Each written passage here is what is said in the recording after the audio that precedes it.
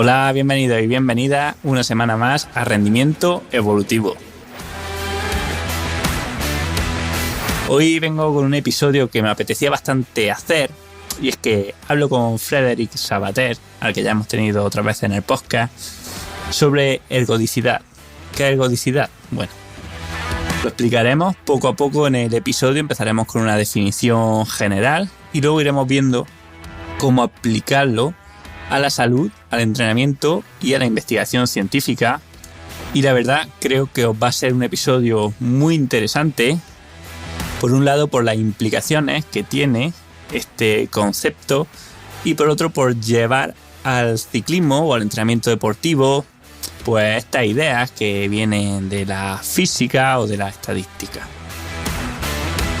Antes de empezar, deciros que si queréis profundizar más en las cosas que solemos hablar en el podcast sobre entrenamiento, podéis entrar en la plataforma de cursos que enlazo en las notas del episodio, que es ciclismoevolutivo.com, donde tenéis toda la información que necesitáis para saber cómo entrenaros a vosotros mismos o cómo entrenar a otros deportistas.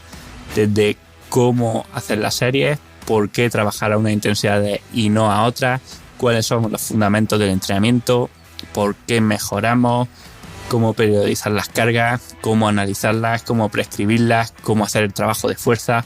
En definitiva, todo lo que necesitáis para entrenaros a vosotros mismos o a vuestros atletas. Además, como siempre digo, no dejamos de tener deportistas y el porcentaje de personas que repiten con al menos un segundo curso sigue creciendo. Ya estamos en un 82%, que bueno, viene a ser que 4 de cada 5 personas que se inscriben en un curso se inscriben en al menos otro. Yo creo que esa es buena prueba del valor que encuentran. También tenéis, por supuesto, las reseñas que nos dejan en cada uno de los cursos. Y ya dicho esto, os dejo con el episodio.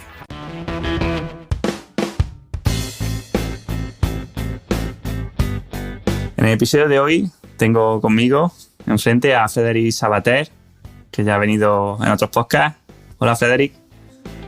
Hola, Manu. Gracias por invitarme. Encantado de estar aquí. ¿Sabes? Bueno, pues el placer es mío de tenerte. Y además tengo muchas ganas del episodio de hoy porque creo que es muy interesante y a la vez un reto, ya que vamos a hablar de un concepto que es relativamente desconocido, ¿no? Y desde luego no tengo constancia de que nunca se haya aplicado en el mundo del entrenamiento, pero sin embargo creo que las aplicaciones que tiene y que vamos a mostrar en la segunda parte del episodio son muy grandes, ¿no? Y además, bueno, vamos a juntar un poco lo que sería la física, la matemática con el ciclismo. Así que, bueno, vamos a hablar hoy de la ergodicidad y de la no ergodicidad. Así que, bueno, si te parece, empezamos un poco preguntándote o definiendo este concepto, ¿no?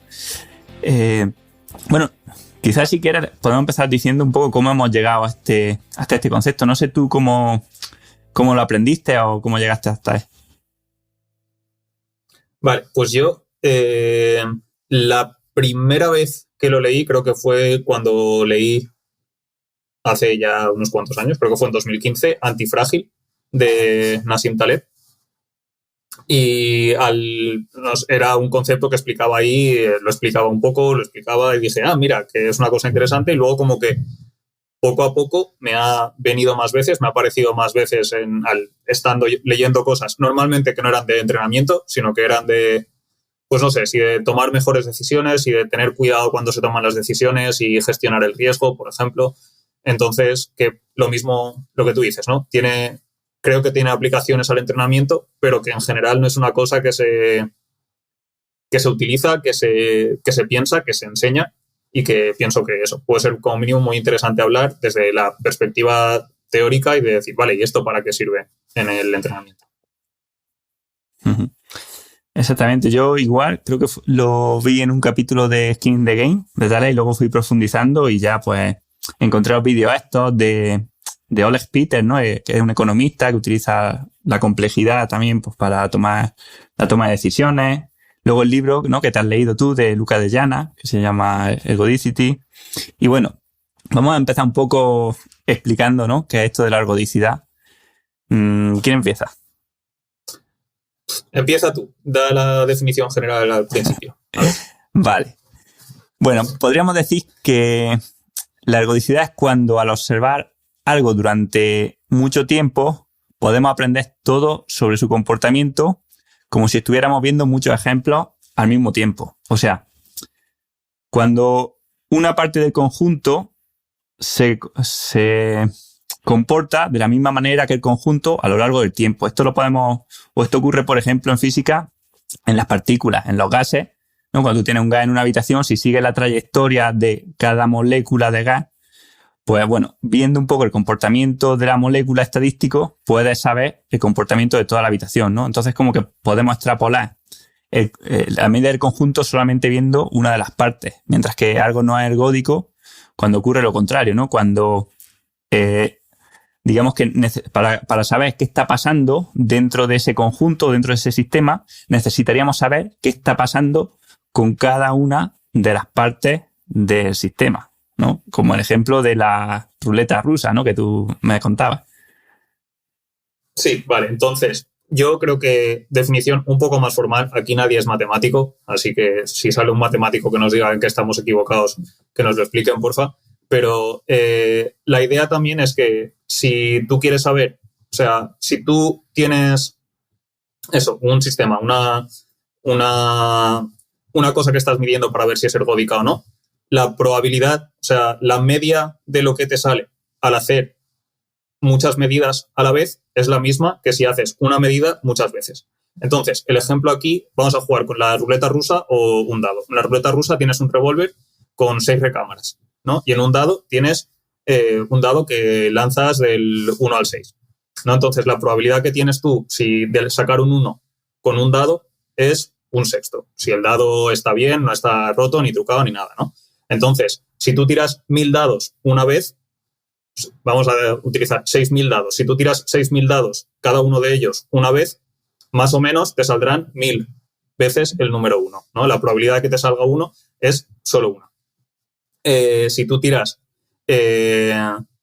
un dado 6000 veces, lo mismo. La probabilidad de que te salga un 1 es un sexto. Entonces, esa es una situación que sí que es ergódica, porque una medida tomada en el tiempo es la media que una medida tomada muchas veces solo una vez, ¿no?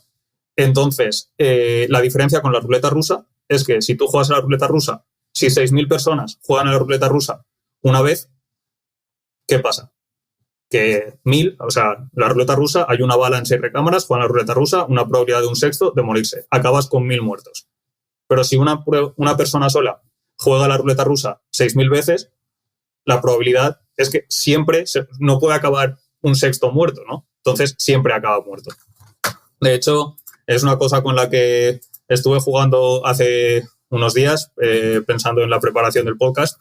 Hice un poco de código para gestionarlo y acabo de darle.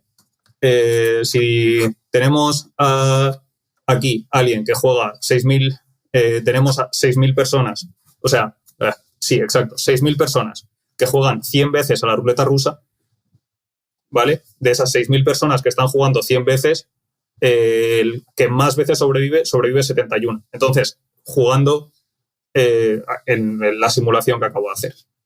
Entonces, lo que está ocurriendo es que es imposible llegar a esa probabilidad de un sexto, porque si juegas 100 veces, todos acaban muertos, básicamente, ¿no? Jugando 100 veces, todos acaban muertos, en lugar de lo que te pasa al jugar con 6000 personas solo una vez, en la cual 5000 sobreviven y 1000 se mueren.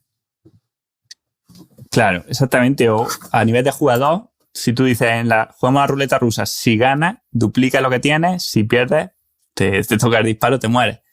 Claro, estadísticamente, si lo piensas, el beneficio es grande porque tienes 5 sextas partes de opciones de duplicar y solamente un sexto de perder. Pero eso es si juegas una tirada.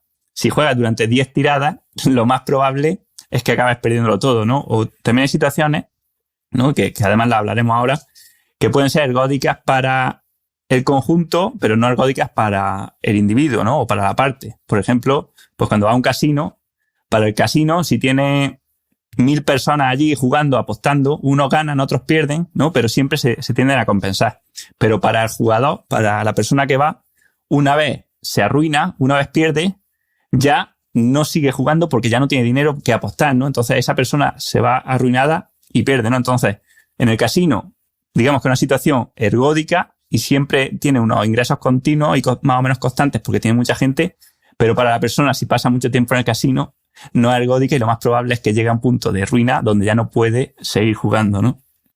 Exacto. Y de hecho esto podría tener aplicaciones en el deporte, como por ejemplo, o sea, el casino podría estar sustituido. En el casino es alguien que está haciendo apuestas, ¿no? Y en este caso está apostando con los juegos, digamos la ruleta, pero en el deporte, por ejemplo, podríamos decir que el agente de un deportista se comporta como el casino. El agente de un deportista podría estar llevando a 100 deportistas que los coge cuando tienen 21 o 22 años, ¿no? Y entonces, y él cuenta con que hay a lo mejor un 10% de deportistas de esos que le van a ganar mucho dinero. Igual el resto se arruinan o los pone en equipos que igual el equipo es bueno o es malo. Entonces, para cada deportista, si el deportista pierde, se le acaba su carrera deportiva, pero el agente del deportista siempre acaba ganando. También podría ser con los entrenadores, de hecho, que podrían entrenar a 100 deportistas y con que unos pocos de los deportistas acaben siendo muy buenos, ¿no? Ganarían y él se lleva la reputación de haber ganado, pero por el camino puede haber arruinado las carreras de otros muchos deportistas. Claro, eso es lo que pasa con equipos así que son de la vieja escuela, ¿no? De entrenamientos muy, muy exigentes para grandes campeones y cogen a 100 o a 200 juveniles. Y claro, que de esos juveniles, la mayoría van a ir a la ruina, o sea, no van a entrar en sobreentrenamiento, no van a rendir, se van a retirar, pero uno seguramente les dé el beneficio de ser un gran campeón y al final pues lo que ellos buscan, ¿no? Ir pareciendo que van sacando grandes campeones cuando lo que son es destructores de ilusiones, ¿no? Porque 99 de cada 100 lo hunden en la miseria, pero hay uno que destaca. Claro, y es lo que pasa eso, cuando los incentivos no están alineados. Me has recordado en lo que decías a la idea que se tiene tradicionalmente, no sé exactamente cómo es ahora, pero en China con la gimnasia, con los gimnastas artísticos, que a lo mejor tienen un instituto o varios institutos en una región y tienen a cientos de gimnastas y al sistema le importa que uno acabe siendo medallista olímpico. Y si para eso tienen que arruinar a un montón de ellos y dejarlos lesionados y que no vuelvan a hacer deporte, el sistema sigue ganando mientras que un montón de individuos acaban perdiendo. Hay un ejemplo para entender esto de la ergodicidad, claro, que hemos sacado de Luca de Llana, ¿no? Que yo lo extrapolo al ciclismo y es que hacemos el ejercicio, ¿no? Imagínate en el ciclismo, ¿no? Que un ciclista tiene un 20% de opciones de ganar una etapa y un 10% de probabilidad de lesionarse porque toma muchos riesgos en las bajadas, ¿no? Si corre 10 etapas seguidas, ¿cuál es la probabilidad de que gane? Bueno, aquí lo típico que diría la gente es que digamos lo esperable es que gane 2 etapas de 10, ¿no? Porque gana el 20% de las que corre. Pero la realidad es que esto no es así porque si se cae en la primera etapa ya no salen las siguientes y por tanto esa probabilidad no aplica a las siguientes, ¿no? Entonces solo habría un 90% de opciones de que participe en la segunda etapa y solo habría un 81% de opciones de que participe en la tercera etapa, ¿no? Entonces, bueno, a lo largo de las 10 etapas, si tenemos en cuenta que es un proceso no ergódico, pues nos daremos cuenta de que el retorno esperado en victorias es de solamente 0,7 en las 10 etapas, ¿no? Y no de 2 victorias. Claro. Y esto es una cosa que yo creo que es muy importante porque además lo que estás diciendo en función de la lesión no es solamente que se esté perdiendo, o sea, esto aún así estás contando una sola carrera, ¿no? Una sola carrera de 10 etapas. Pero claro, en función de la lesión podría ser que está lesionado, no sale en las próximas etapas. Además de eso, está lesionado y no puede entrenar durante un mes y medio. A lo mejor no está perdiendo, con una sola lesión, no está perdiendo solamente las 9 etapas siguientes, sino que tal vez puede estar perdiendo mucho más tiempo, o como es el caso de ciclistas que hemos visto últimamente. De hecho, estoy pensando en Froome, por ejemplo, que desde que se lesionó una vez no ha vuelto a levantar cabeza, ¿no? Entonces, que te puede pasar que una sola lesión tenga una consecuencia mucho más grande y no puedes simplemente contar esto como si estuvieras lanzando un dado y decir, sí, mi probabilidad de ganar es un 20%, porque la probabilidad de arruinarte, en este caso, de arruinar tu carrera deportiva, es diferente de cero. Es una posibilidad real que te puede pasar.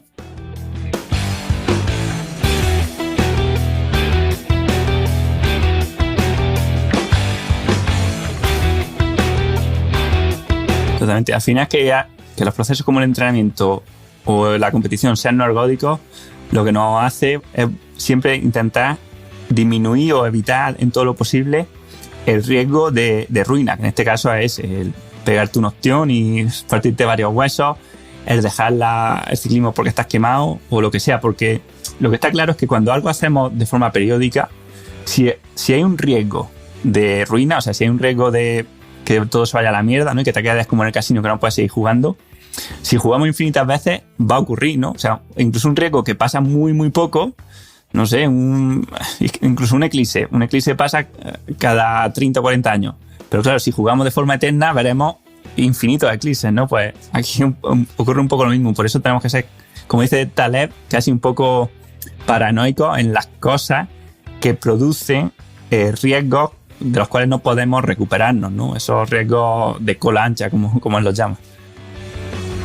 Sí, que sería el caso, tiende a tomar cosas como, por ejemplo, cuestiones relacionadas con el cambio climático, que creo que tuiteabas tú el otro día, que si hay un riesgo de que esto conlleve la eliminación de la especie humana, da igual lo caro que sea. O sea, no tenemos que hacer un cálculo de riesgo-beneficio para ver cuánto vale la pena invertir en eliminar este riesgo. Si hay un riesgo de que sea la ruina absoluta, hay que reducir ese riesgo necesariamente, cueste lo que cueste, porque si no, dado el tiempo suficiente, al final lo que pasaría es que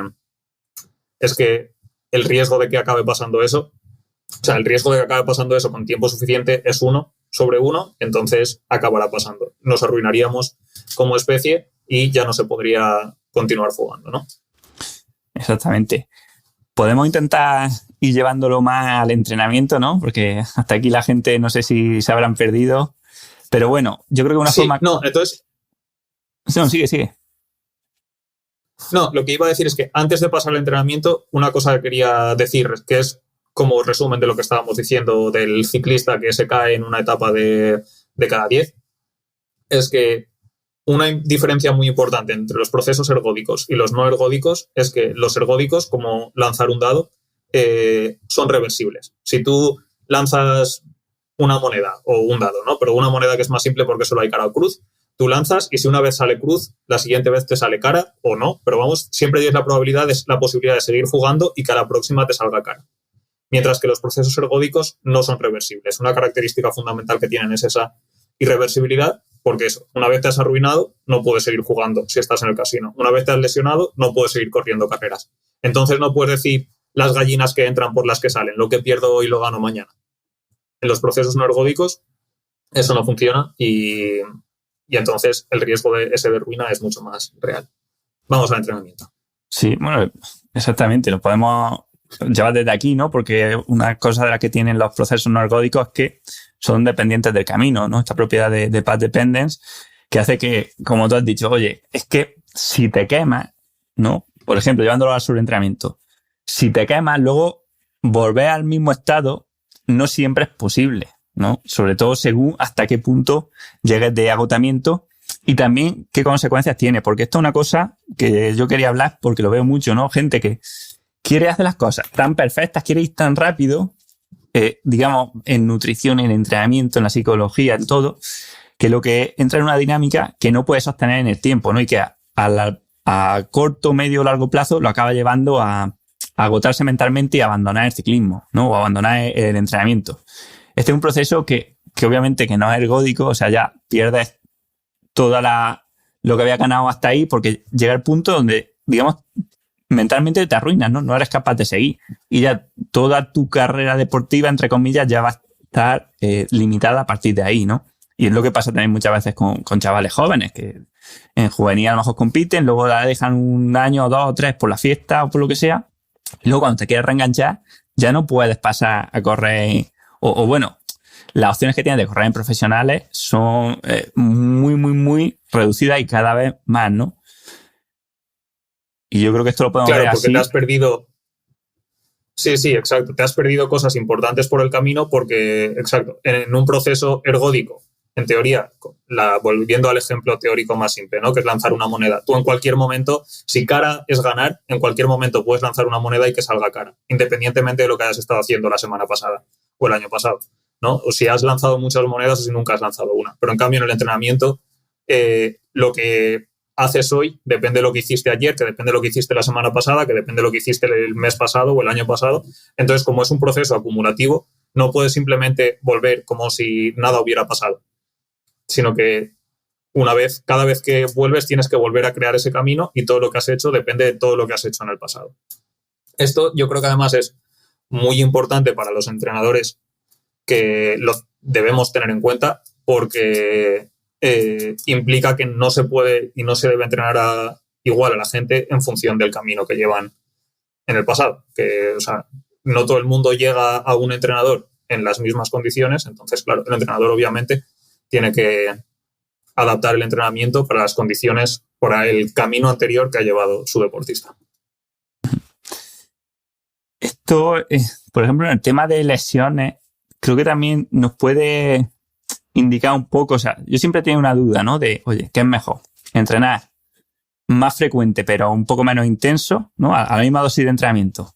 Entrenar más frecuente y menos intenso, tipo método noruego, o entrenar menos frecuente, o sea, menos sesiones fuertes, pero que estas sesiones sean mucho más fuertes, ¿no? Y creo que esto de la ergodicidad al final nos puede indicar que, oye, que si lo importante es evitar el riesgo de ruina es que un entrenamiento te lesione o te lleve a un punto donde no puedas seguir entrenando durante un mes o durante 2, claro, quizás sale más a cuenta, oye, entrenar no tan fuerte, aunque sea más continuo, ¿no? Pero siempre evitando este riesgo, no llegarnos hasta el punto de que tengamos que parar 2 meses porque nos hemos hecho una tendinitis o cualquier cosa, ¿verdad?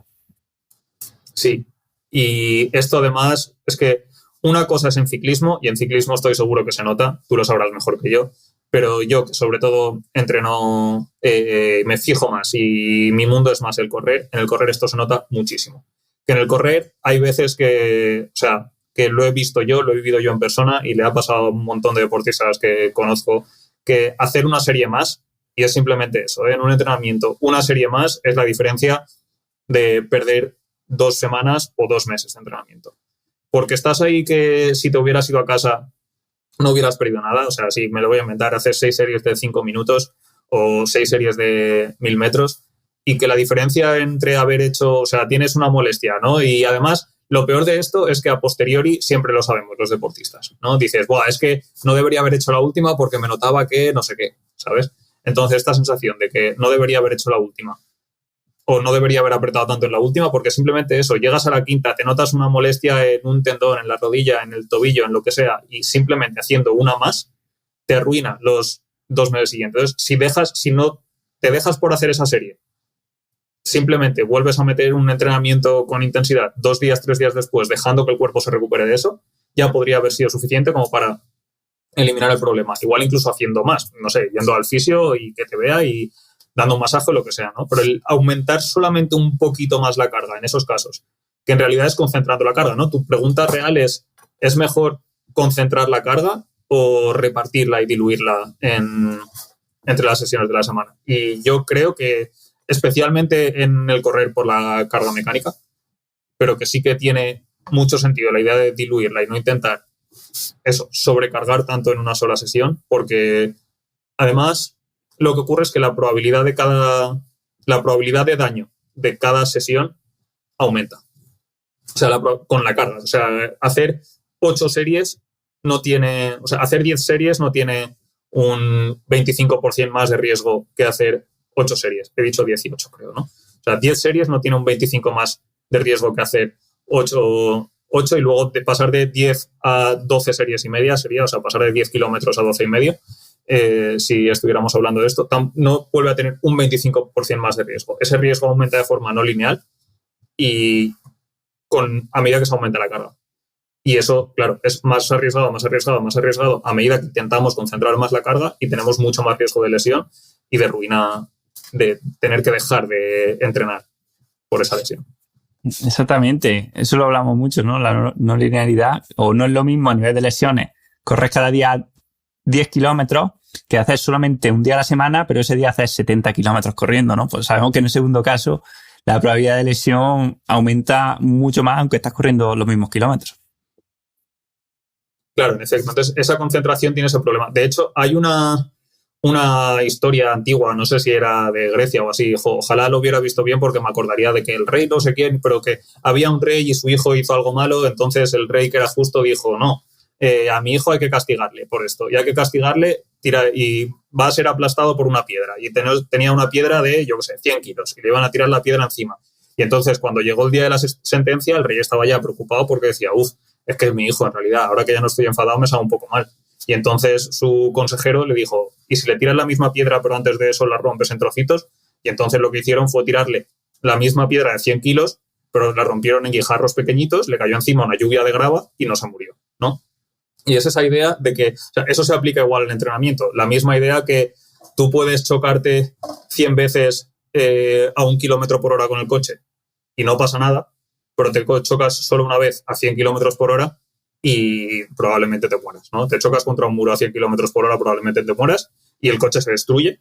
Y si te chocas contra el muro 100 veces a 1 kilómetro por hora, le haces una raya, ¿no? Entonces, esa misma idea pasa con el entrenamiento. Si repartes la carga en sesiones más pequeñas, lo que tú decías, ¿no? Correr todos los días 10 kilómetros no es lo mismo que correr un día 70 kilómetros que correr un día 700 kilómetros cada 10 semanas, lo cual sería imposible, pero claro, la carga para el cuerpo sería mucho mayor con esa concentración de la carga. Bien. Y luego un tema o un buen melón para abrir, donde yo creo que el tema de la ergodicidad es más importante, o por lo menos donde yo le veo más, digamos, más cambio de paradigma en el tema de los artículos científicos.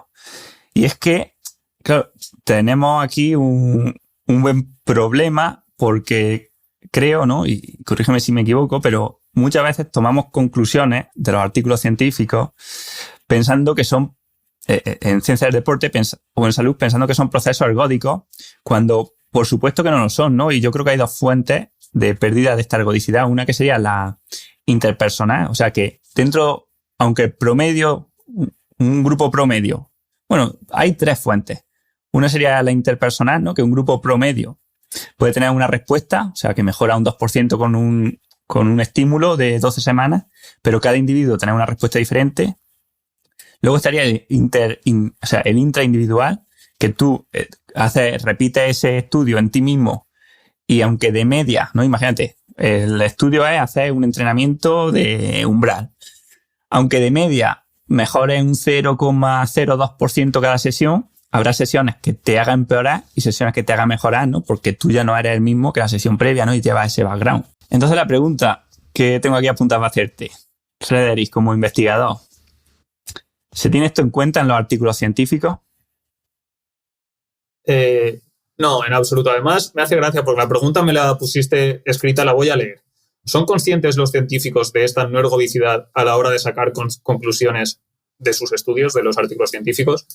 Y, o sea, yo estoy pensando como autor que escribe las conclusiones, igual tus oyentes se quedan aquí un poco, los oyentes se quedan un poco decepcionados con los científicos, pero hay que saber que el principal trabajo prácticamente del científico en general es publicar.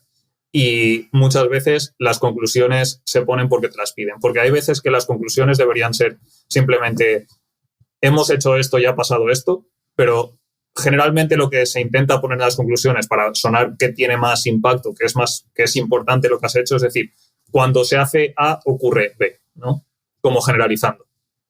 Y a la hora de hacer ese proceso de generalización, no se hace lo suficiente. O sea, no se hace lo suficiente para empezar lo primero que es capaz de ver cualquier persona sin pensar en ergodicidad, ¿no? De decir, vale, pero este estudio lo han hecho en ciclistas entrenados, en ciclistas profesionales o en gente sedentaria a la que ponemos en la bici, ¿no? Entonces, esto funciona, pero ¿funciona para quién? Que esto sería un caso. Pero luego, incluso yendo a los siguientes pasos, a los que tú decías, cada vez más, por suerte, se muestran las respuestas individuales, pero por mucho que se muestren las respuestas individuales en general, Y en parte esto igual será seguramente culpa de los métodos estadísticos que utilizamos, que básicamente lo que utilizamos en estadística, o sea, el t-test, los ANOVA, el t-test es la prueba T-de-Student. Son métodos de comparar medias. Sirven para comparar la media de un grupo con la media de otro grupo. Quieres saber si los grupos han mejorado de media. Lo cual, volvemos a lo de antes, para la federación sirve, para a lo mejor el entrenador que lleva un grupo de entrenamiento grande de chavales sirve, pero para cada uno de los deportistas no sirve en absoluto. Porque claro, a ti te da igual. O sea, están los típicos casos de entrenamiento en altitud que se dice que hay respondedores y no respondedores. A ti te da igual si la altitud funciona de media. Tú quieres saber como deportista si la altitud te mejora a ti, ¿no? Entonces, yo creo que este es hablando del interindividual. Entonces, hay algunos casos, como por ejemplo la altitud, que se ha pasado a decir que hay respondedores y no respondedores. Luego hay más gente que dice que no hay respondedores y no respondedores. Hay gente para la cual la carga era adecuada y para la cual la carga no era adecuada, pero que no implica necesariamente algo intrínseco a la persona. Que todo el mundo... me estoy yendo por las ramas, de todas formas, con lo de la altitud, ¿no? Pero esto, que a cada individuo le importa si la intervención funciona para él. No puedo yo llegar a alguien y decirle, oh, sí, voy a ponerte este entrenamiento. Este entrenamiento vas a hacer 12 semanas de este entrenamiento.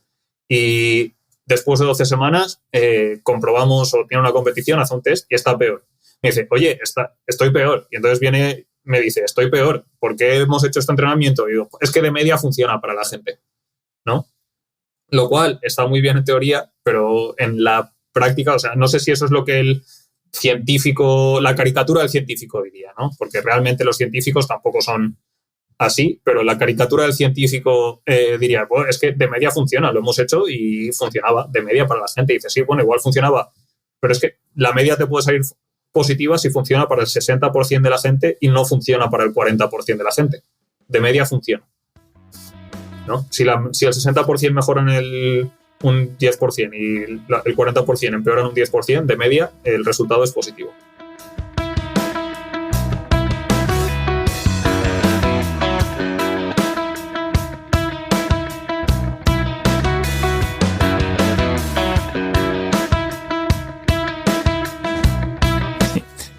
Me ha hecho gracia lo que dices de la caricatura del científico.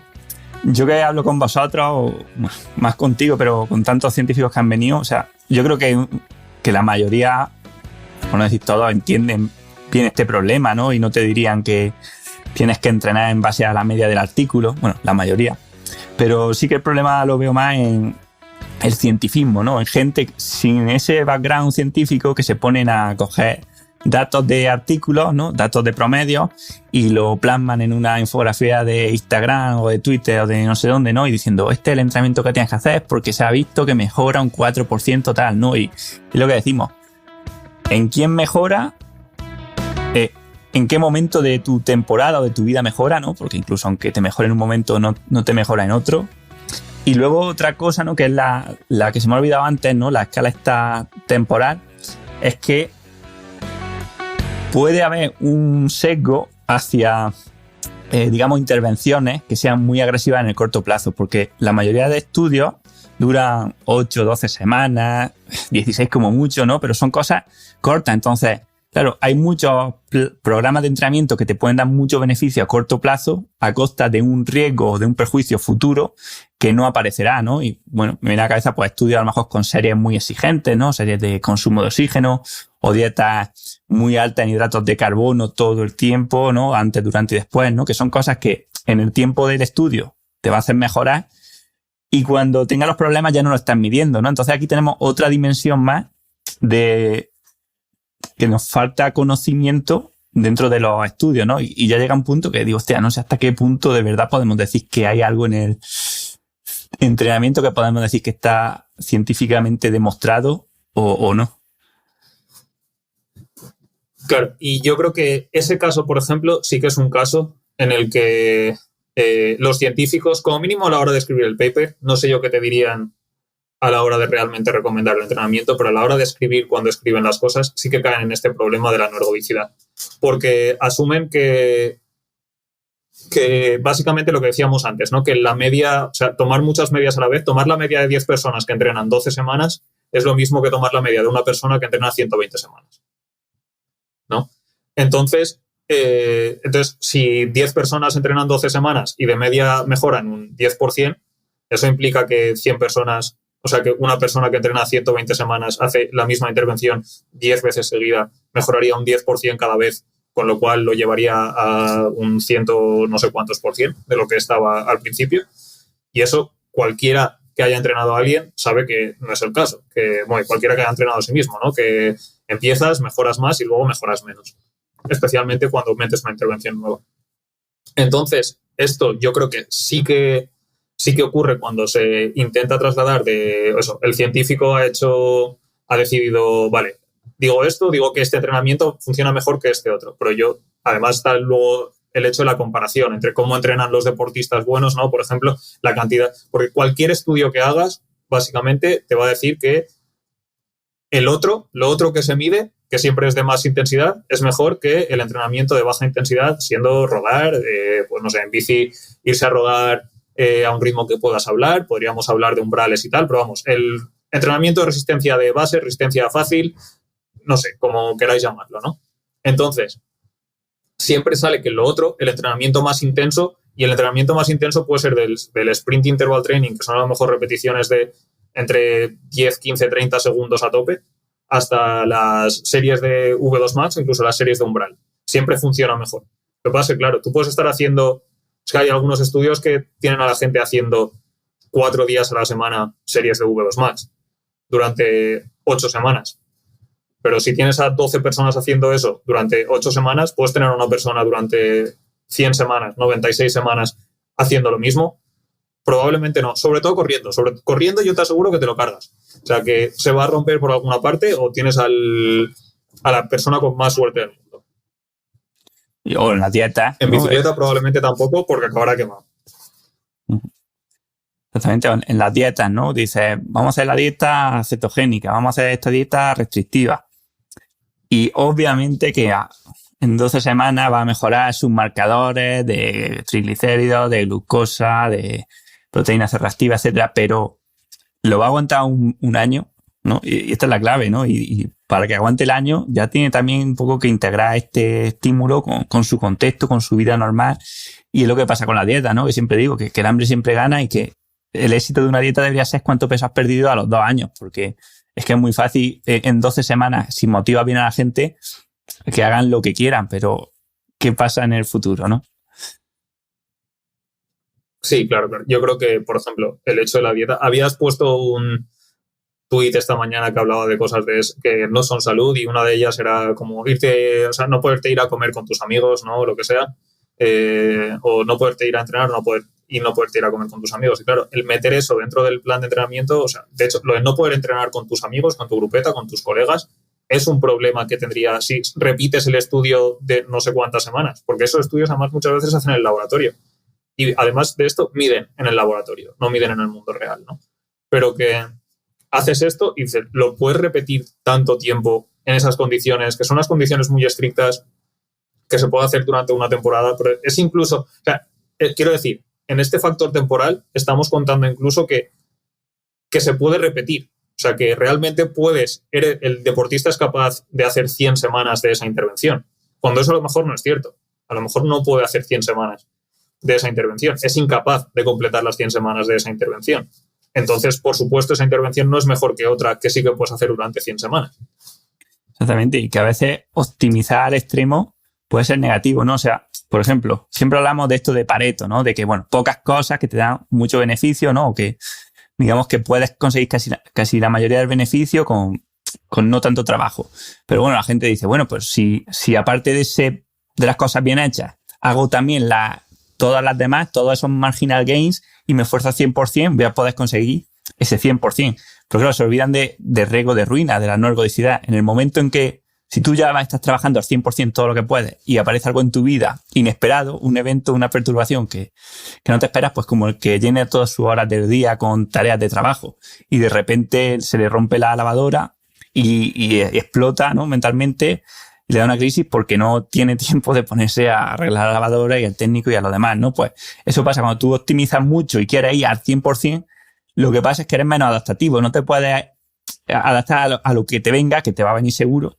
Y al final, por querer hacer las cosas bien y hacer todos los marginal gain, estás peor, ¿no? Que eso siempre digo que la perfección es imperfecta por eso, ¿no? Y porque incluso el propio concepto de perfección hace que el día que ya no te puedes cuidar bien o lo que sea, te rayas mentalmente, te da estrés, te da ansiedad, y eso ya hace que tu rendimiento sea malo, ¿no? Entonces, no puedes ser perfecto nunca porque la ansiedad que te provoca hacer las cosas perfectas hace que no sean perfectas, ¿no? Entonces estaríamos como ahí intentando llegar a un sitio que es imposible llegar, porque si te esfuerzas en llegar, ya no llegas, ¿no?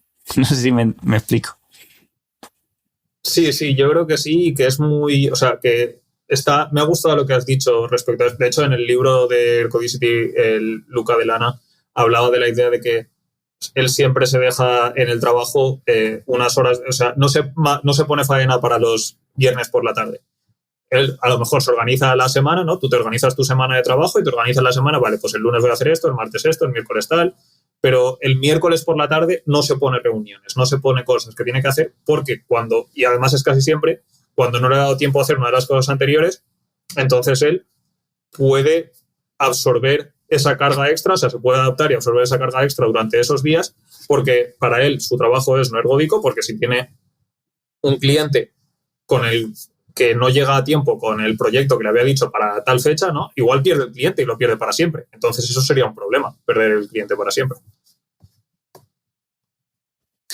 Hay que tener los márgenes de redundancia. Si quieres, voy a leer un artículo un texto que escribí, que te pasé, porque creo que junta muy bien esto que hemos hablado de los artículos científicos y el riesgo de ruina, y después si quieres me lo comentas, ¿vale? Dice: los estudios científicos y programas de entrenamiento tratan como ergódicos a procesos que no lo son, lo que lleva a la toma de malas decisiones. Por ejemplo, vamos a hacer el ejercicio mental de imaginarnos un experimento en el que un grupo de 100 ciclistas, en el cual un entrenamiento hace mejorar 2 vatios por semana a cada ciclista. Pero ese entrenamiento tiene a su vez un riesgo del 1% de lesionar al ciclista. Y una vez el deportista se lesiona, tiene que parar de entrenar y perderá 5 vatios por semana. Bueno, pues lo pongo en un gráfico y lo comento, ¿no? Y digo, imaginemos que el rendimiento promedio del grupo al empezar el experimento es de 200 vatios. Tras la primera semana pasará a 201,9 vatios, ya que un sujeto que ha lesionado, como cabría esperar, y pierde 5 vatios, mientras que los demás mejoran 2 vatios en semana de promedio. Aquí terminarían muchos de los artículos científicos que comparan las intervenciones de entrenamiento, pero en nuestro caso vamos a hacerlo más largo a ver qué pasa. El rendimiento del grupo sigue aumentando hasta la semana 34ª, en la que está en 230,6 vatios. Nada mal, 30 vatios de mejora. Seguimos con el experimento, pero a partir de aquí el rendimiento promedio de la población va disminuyendo. Cada entrenamiento le hace empeorar. Esto es debido al alto número de lesionados que se empiezan a acumular, que van perdiendo 5 vatios por semana al estar en la enfermería. En la semana 71 es esperable que el efecto de este programa de entrenamiento vuelva a los niveles basales, y en la semana 99 el promedio del grupo estará en solo 144 vatios. O sea, habrán perdido un 28% de rendimiento debido al alto número de lesionados, que son ya 63. Los datos a nivel de población no son malos en realidad. Una mejora de 30 vatios en 34 semanas, con una mejora de 17 vatios y medio en las primeras 12 semanas. ¿Quién los pillase? Los científicos se congratulan por su gran descubrimiento. Sin embargo, a nivel de individuo, las probabilidades no son tan claras.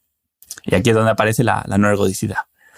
Para un sujeto individual, sin pensar en el grupo, el máximo rendimiento esperado se da en la semana 26, con 223 vatios. 23 vatios de mejora frente a los 30 de la media. La probabilidad de que el sujeto siga en el estudio tras estas primeras 26 semanas es del 78%. O dicho de otra forma, casi 1 de cada 4 participantes habrán caído lesionados. Pero es que en la semana 52, 4 de cada 10 participantes estarán lesionados según las estadísticas, lo que coincide con el punto en que el rendimiento del promedio vuelve a estar en sus niveles basales, 200 vatios. Esta bajada prematura de rendimiento es debida a la no ergodicidad del experimento. Mientras que en el grupo cuentan todos, para un sujeto una vez lesionado ya no hay futuro. O sea, no importa si en promedio mejoras 2 vatios si te lesionas en la semana 1, ¿no? Y así, de esta forma, una intervención puede ser buena y positiva si la aplicamos en escalas de tiempo cortas, pero nociva y estadísticamente negativa si la aplicamos durante más tiempo, ¿no? Y esto es de especial relevancia, ya que una práctica habitual de las investigaciones es la de eliminar a los sujetos que se lesionan o fallan en el test, quedando en las estadísticas solamente los que sobrevivieron. Y esto puede cambiar radicalmente los resultados y las conclusiones de los estudios. ¿Qué te parece? Que yo creo que, que es muy importante, muy interesante, especialmente a la parte, estoy pensando sobre todo ahora, esto tiene como 2 partes, ¿no? Una parte es el comportamiento no ergódico que tiene el entrenamiento, y la otra parte es lo último que estabas diciendo de que se lesionan, que va sobre cuáles son, iba a decir cómo se presentan los resultados, pero en realidad es qué resultados se presentan, ¿no? Porque en este caso, si tú haces el estudio durante, no me acuerdo cuántas semanas has dicho, voy a mirarlo, no sé, en la semana, sí, dime. Sí, a ver, yo hice los cálculos hasta la semana 100. Sí, no, pero por ejemplo, que tras 26 semanas, que es medio año, ¿no? Tras 26 semanas, el 78% no están lesionados, entonces el 22% sí. La forma en la que eso sale en el estudio, de hecho, de normal no habría 100 participantes, habría 20. Más o menos el 20% de 20 son 4. Dirían, 4 participantes no acabaron el estudio porque se lesionaron. Y a partir de ahí continúan con el resto de resultados en el cual esos 4 participantes han sido eliminados. Entonces, no dirían que el rendimiento ganado han sido, no sé, 223 vatios, sino que dirían que ha sido, en promedio, pues de 252, ¿no? 2 vatios por semana durante 26 semanas. Entonces, lo que dirían en realidad es, hemos ganado 252 vatios, pero claro, has ganado 252 vatios para los que acaban, son los que estás contando. No de media para el grupo inicial, porque el grupo inicial, de hecho, ha perdido, pero es que a lo mejor ha perdido 5 vatios y va a seguir perdiéndolos en el futuro, ¿no? Incluso si dejas la intervención, si paras en ese momento para los que están entrenando, se quedan más o menos como si paras esa intervención específica, ¿no? Y solo mantienes, se quedan con lo que han ganado, pero los que estaban lesionados de antes, si paras la intervención y vuelves a entrenar, se quedan también con lo que tienen. O sea, de cara al futuro han perdido también. Han perdido potencia, han perdido habilidad. Entonces yo creo que esa es una cosa que es súper importante tener en cuenta, que no suele estar reportada. O sea, que está reportada, que se dice, pero simplemente se dice en los métodos al principio de resultados, dice 3 de los 20 sujetos no acabaron el estudio. Muchas veces se dice ni siquiera no acabaron el estudio. A veces se dice que fue por lesión. Esto también depende de cómo sea el estudio, ¿no? Si tú haces un estudio en el que la intervención no la pone el científico, por ejemplo, la gente va a correr una maratón y medimos una cosa antes y después de la maratón, ¿no? Entonces la intervención, podríamos decir que la maratón lesiona al 10% de la gente y entonces solamente el 90% de los del test inicial han hecho el test posterior, ¿vale? Que además, aún así, esto tiene problemas a veces, porque si tú quieres saber cuánto se ha fatigado la gente después de correr una maratón, dices, el 90% de la gente se fatiga tanto y el 10% se lesiona. O sea, que igual se lesiona porque se ha fatigado más. Y entonces, a lo mejor, a los más fatigados, o sea, si estás midiendo, por ejemplo, me lo voy a inventar, la fatiga de los gemelos, y hay unos cuantos que se han lesionado, igual se han lesionado porque su gemelo se ha fatigado tanto, ¿no?, que no ha sido capaz de acabar la maratón y ha llevado a una lesión. Entonces, tú estás diciendo siempre eso, pero hay una parte de la población que se queda a oscuras, diríamos, y que no vas a ser capaz de ver nunca. Y esto sí que, por supuesto, es una cosa que los científicos deberíamos hacer mejor, deberíamos interpretar mejor, y que cualquiera que lea un estudio científico debería ser capaz de leer, interpretar y pensar, sí, bueno, vale, me están vendiendo, porque al final los científicos siempre podríamos interpretarlo como que te están intentando vender algo, siempre están intentando venderle su artículo a la revista, al journal en el que publican, ¿no? Entonces, hay una parte de eso, de venderlo. Entonces, ¿qué nos están intentando vender y cuál es la diferencia? Igual que harías con cualquier anuncio que cuando te están intentando vender lo que sea. Sí, al final sobre todo que estos conceptos muchas veces no se manejan, ¿no? Bueno, y para terminar el episodio, me gustaría preguntarte por cosas que tengamos que tener en cuenta así de forma práctica y que nos llevemos para casa, ¿no? De Takeaway Messages de este episodio. Sí, yo creo que de la idea aquí lo que hay que tener en cuenta es esta idea fundamental de la ergodicidad y pensar en la vida, en el entrenamiento, pero en la vida podría ser el entrenamiento, podría ser la nutrición, podría ser en el trabajo, ¿no? Cualquier cosa. Pensar un poco en cuáles son los procesos que son ergódicos y los que no son ergódicos.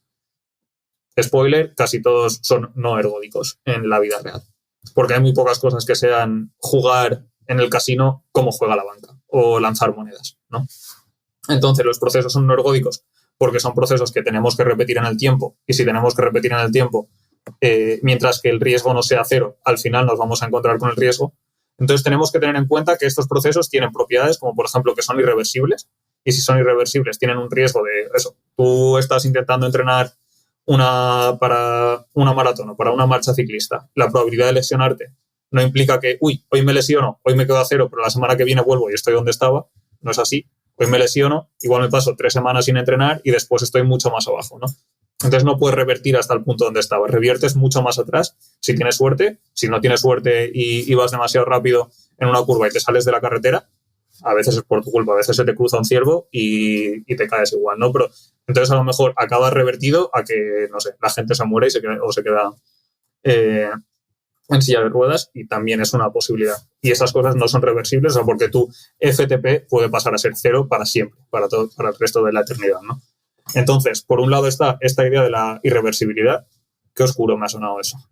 Y entonces, como los procesos son irreversibles, lo que tenemos que intentar hacer es disminuir los riesgos de caer en una carga irreversible de estas. En el caso del ciclista que habíamos puesto en el ejemplo, ¿no? Que tiene un 10% de probabilidad de lesionarse porque baja muy rápido, arriesgando mucho en las curvas, dices, vale, ¿cuánto tienes que...? O sea, tú frenas un poco, vas con más cuidado en las curvas y a lo mejor simplemente yendo con un poco más de cuidado te eliminas mucho riesgo de perder, ¿no? Porque al final el que gana es el que, especialmente si es un ciclista joven, ¿no? Podríamos decir que tienes un ciclista en juveniles al que le pasa eso, pero él en realidad lo que quiere es a lo mejor pasar a profesionales. Y si quiere pasar a profesional, tiene ahí el profesional no es el ciclista que más corre, es el ciclista que más corre y que además llega a profesional. O sea, llega al punto en el que puede pelear por un contrato, ¿no? Porque el que más corría cuando tenía 18 años, pero a los 19 se dejó la bici, por la razón que sea, ya no va a llegar nunca a profesionales, aunque fuera el que más corría a los 18. Entonces, esa irreversibilidad es una de las cuestiones y la otra es lo que hemos hablado antes de repartir la carga o evitar la concentración de la carga. Porque lo que decíamos antes, es mucho más peligroso chocarse una vez con el coche a 100 km por hora contra un muro que 100 veces a 1 km por hora. Entonces, haciendo un reparto de esa carga, y cuando hablo de la carga, no tiene que ser necesariamente solo la carga del entrenamiento, ¿no? Además de la carga del entrenamiento, está la carga de la vida, que entonces eso implica también que en un momento en que tengas mucha carga de la vida por lo que sea, igual tienes que bajar la carga del entrenamiento, porque el cerebro o tu cuerpo no es capaz de distinguirlas completamente a los estresores unos de los otros. Entonces, esto nos da la idea de que tal vez sea mejor, y por supuesto habría que estudiarlo bien estudiado, porque esto es un punto de vista un poco teórico, pero en realidad con el correr, por ejemplo, es real, porque con el correr podemos pensar que, o sea, el correr es dar muchos saltos, ¿no? Y es mucho mejor dar 1000 saltos de 10 centímetros, ¿no? Que dar un salto desde 10 metros de altura.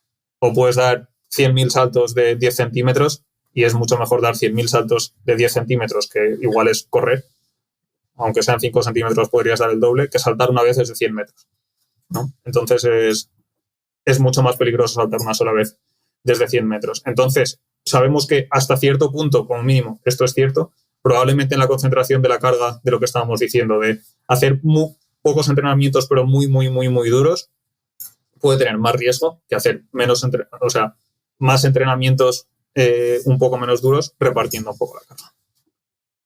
Y creo que es bueno. Y luego finalmente lo de los artículos científicos, que estas cosas muchas veces no están tenidas en cuenta, que es la idea fundamental con la que Manu empezó nuestra conversación al respecto, y que no están tenidas en cuenta en la literatura científica ni por los que escriben los artículos, ni por los que los evalúan, ni por los que los leen y los interpretan después. Así que con un poco de suerte esto servirá para que los oyentes piensen en esto un poco cuando cualquiera les cuente un estudio dice que, dices, sí, bueno, pero ¿cuáles son las cosas que quedan por detrás?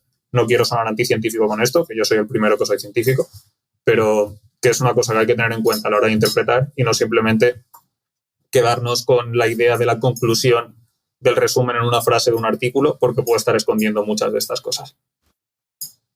Pues genial. Oye, a mí también me gusta lo que has dicho, también lo recargo aquí, ¿no? Porque, o sea, que critiquemos, que digamos que hay cosas que no se están teniendo en cuenta bien, tampoco quiere decir, venga, pues vamos a ser unos magufos y vamos a decir lo que nos dé la gana, ¿no? Y toda la ciencia es mentira y toda una conspiración. No. O sea, las cosas hay que interpretarlas mejor, luego hay ciencia más o menos robusta, ¿no? Y bueno, dicho eso, pues está claro que tenemos que ser capaces de saber interpretar los estudios y empezando por nosotros mismos, ¿no? Así que, pues nada, muchísimas gracias, Frederic, por esta charla. Yo creo que ha quedado un episodio distinto, novedoso. Yo, la verdad que nunca he visto que estos temas se traten en el deporte. Y para el que quiera y sepa entenderlo, pues yo creo que va a ser de mucha utilidad.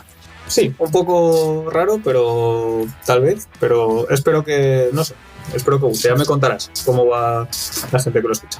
Genial, pues nada, un abrazo.